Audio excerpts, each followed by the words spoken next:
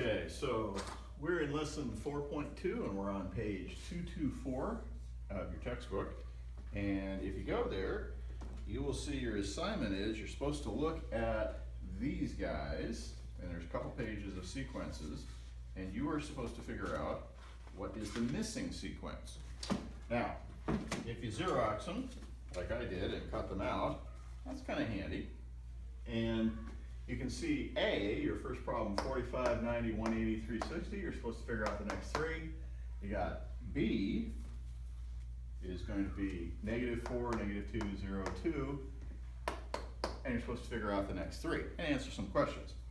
Before we do that, let me give you some hints and some vocabulary. You're facing two different kinds of sequences. The first type of sequence that you're going to face, that's a possibility, is an arithmetic sequence.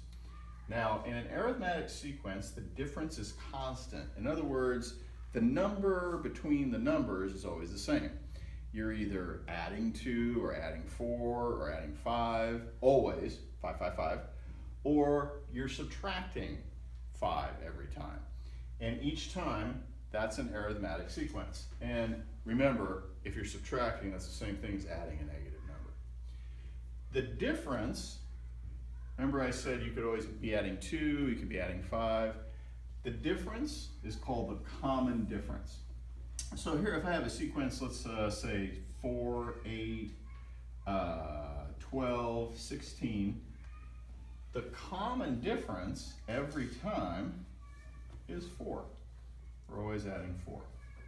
So as you're doing the assignment, watch out for arithmetic sequences. Now the other kind of sequence you can get is a geometric sequence. And those sequences, again, the difference is constant, but there's something else going on. Let me show you one. Let's do 4, 8, 16, 32.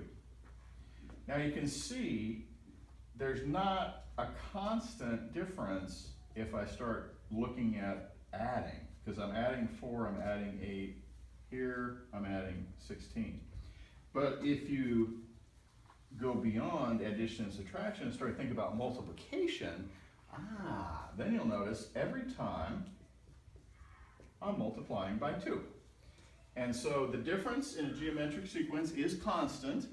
You're always multiplying by 2 or multiplying by 3 or multiplying by 4 or whatever. And that number that you're multiplying by is called the common ratio. In this case, it was 2.